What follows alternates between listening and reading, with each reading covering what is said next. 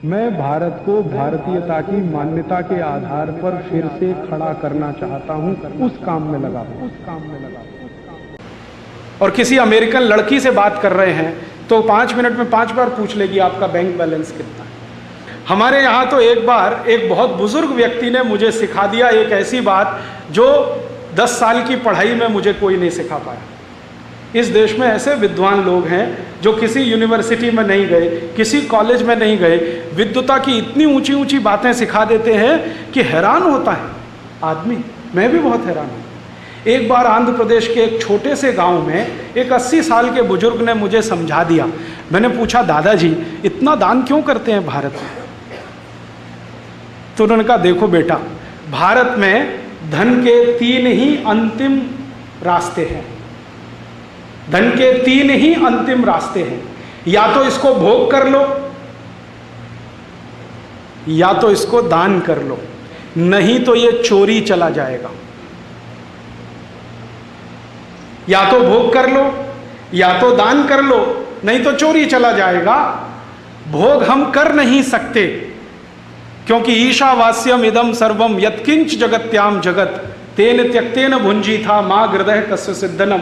ये हमारे जीन में है, खून में है, डीएनए में है। भोग तो कर नहीं सकते, करेंगे तो एड्स से मर जाएंगे और पता नहीं क्या क्या हो जाएगा। तो भोग तो हम करते नहीं हैं। और ये मैंने देखा है भारत में जो पुराने करोड़पति हैं ना, नए वालों की बात नहीं करता, पुराने जितने भी करोड़पति हैं, एक धोती और एक कुर्ता, उसी में जिंदगी काट देते हैं। मैंने घनश्याम दास जी बिरला की जीवनी पढ़ी और उनके बारे में ये सुनकर बहुत आश्चर्य होता है कि 2 या 3 जोड़ी कपड़े में जिंदगी बीत गई और हजारों करोड़ का साम्राज्य उन्होंने स्थापित कर दिया। लेकिन उनकी आधुनिक पीढ़ी बिल्कुल उल्टी है। शायद वो 1 घंटे तो इसमें लगाती है कि कौन सी शर्ट के साथ कौन सा पैंट पहनो, क्योंकि घर में इतनी शर्ट और इतनी पैंट है कि कॉम्बिनेशन बनाने में घंटों लग जाते हैं। जिस आदमी ने हजारों करोड़ का एम्पायर खड़ा कर दिया शून्य में से, वो 2 धोती 2 कुर्ते या 3 धोती 3 कुर्ते में जीवन काट गया। ऐसे में हजारों लोगों को जानता हूं जो करोड़पति हैं, पुराने करोड़पति, वो अंगोछा लपेटे ही जिंदगी बिता दिया। एक बनियान और एक नीचे टॉवल, अंगोछा, बस खत्म कहानी। हम मानते हैं कि ज्यादा भोग अपने लिए नहीं है। और भारतीयता में जो सबसे बड़ी मान्यता है ना, वो ये है कि कम से कम अपने ऊपर खर्च करो। क्यों? ये शरीर नश्वर है, इसको लीप पोतने में क्यों लगे हुए? थोड़े दिन में चला जाएगा, कुछ बचेगा नहीं इसमें। तो ज्यादा से ज्यादा दूसरों पे खर्च करो। तो हमारा जो निजी जीवन है ना, प्राइवेट लाइफ, वो बहुत संयमित है, कम खर्चे वाली है। और हमारी जो पब्लिक लाइफ है वो बहुत खर्चीली है, बहुत पैसे वाली है। पब्लिक लाइफ माने हम मंदिर बनाएंगे, करोड़ों रुपए खर्च करेंगे। मंदिर का प्रतिष्ठा समारोह होगा, करोड़ों रुपए खर्च करेंगे। दावत होगी, क्या क्या होगा, सब कुछ होगा, करोड़ों रुपए खर्च होंगे। लेकिन हम अपनी जिंदगी में कम से कम खर्च करेंगे। हम शादियां करेंगे बेटे बेटियों की, बहुत खर्चा होगा, लेकिन निजी जिंदगी में कस कसाते हैं 10-10 रुपए खर्च करने के लिए। ये हमारा जेनेटिक मटेरियल है, ये डीएनए ऐसा है। और ये डीएनए कोई आज का नहीं है, हजारों साल का है। तो ये शायद भूगोल की स्थिति ऐसी है, इसमें से बना होगा। शायद ईशावास्यम इदम सर्वम जो किसी महान व्यक्ति ने कह दिया, वो हमारे रग रग में घुसा होगा। इसलिए तो कहा, जो अंदर होता है वही कहा जाता है, और जो होता ही नहीं है वो निकल नहीं सकता मुंह से। तो हमारी रग रग में होगा। पुराने सब लोगों को मैं देखता हूं, इतना सीधा सादा सरल जीवन, और पैसे संपत्ति में करोड़पति।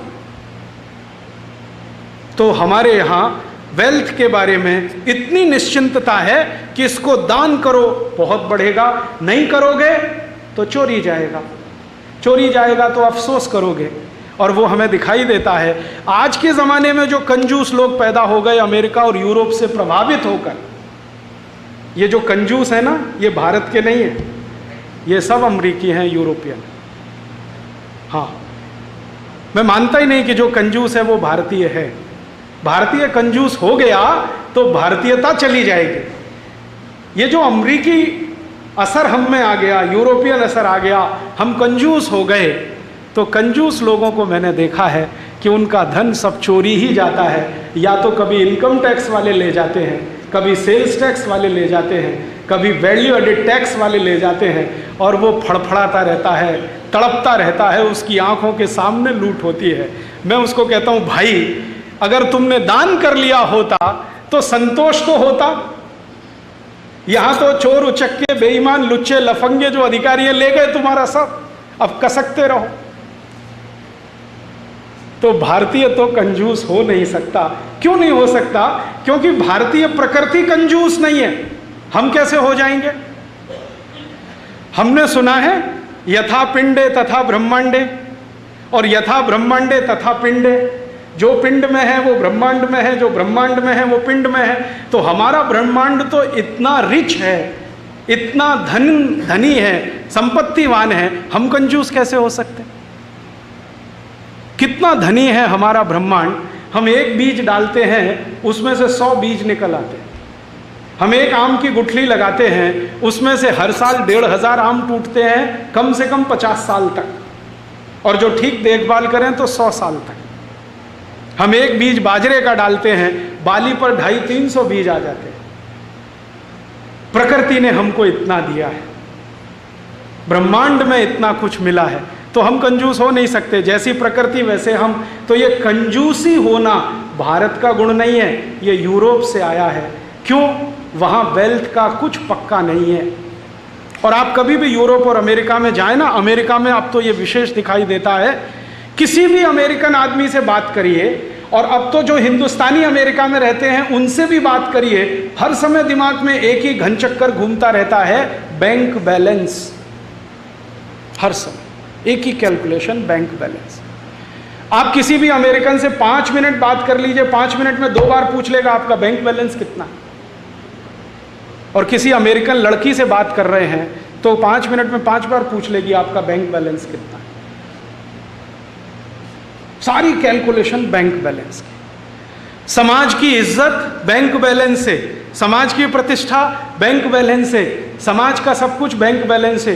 मैं बार बार सोचता हूं कि इनके मन में इतनी चिंता क्यों है पैसे को लेकर? क्योंकि निश्चिंतता नहीं है। मालूम नहीं है कि ये संपत्ति आज है तो कल भी रहेगी। हम हिंदुस्तानी इतने आश्वस्त हैं कि ये आज भी है, कल भी रहेगी, जो दान करने की परंपरा अपनाते रहे। तो आज का मैं अखबार पढ़ रहा था तो पता चला कई स्कूल के बच्चे बाढ़ प्रभावितों के लिए अपना जेब खर्च इकट्ठा कर रहे हैं और भेजने की तैयारी में है। थोड़े दिन पहले कारगिल युद्ध हुआ था, बच्चों ने हजारों लाखों करोड़ों रुपए इकट्ठे करके भेज दिए कारगिल युद्ध में। तो बच्चों को बचपन से ये संस्कार है, शायद हमारे ये खून में है या हमारे डीएनए में है। हमारा जेनेटिक मटेरियल ऐसा है जो बिना दान दिए हमको संतोष ही नहीं होता। और शायद ये पूरा देश दान से ही चलता है, सरकार नहीं चलाती इस देश में। सरकार तो जितनी संस्थाएं चलाती हैं सब घाटे में है, और दान से चलने वाली सब संस्थाएं फायदे में हैं। आप देख लो इस देश कहीं भी जो मंदिरों को संस्थाएं चला रही हैं एकदम चाक चौबंद हैं, 24 घंटे भोजन प्रसाद मिलता है। जो मंदिर सरकार के खाते में गया, पीने को पानी भी नहीं मिलेगा। आप जानते हैं कितने गुरुद्वारे हैं जो 24 घंटे लंगर खिलाते हैं इस देश में? इस देश में 23,80,000 से ज्यादा मंदिर हैं कुल भारत में। इन सभी मंदिरों में अधिकांश मंदिर दान से चलते हैं, सरकार किसी मंदिर को नहीं चलाती। हाँ, हमारी निकम्मी और बेईमान सरकारें मंदिरों में आए हुए दान पर झपट्टा मारने के लिए तो तैयार बैठी रहती है। दोस्तों, सबसे पहले तो चैनल सब्सक्राइब करें, फिर लाइक, कमेंट और शेयर करें। और हाँ, हमारा एंड्रॉयड ऐप डाउनलोड करना ना भूलें।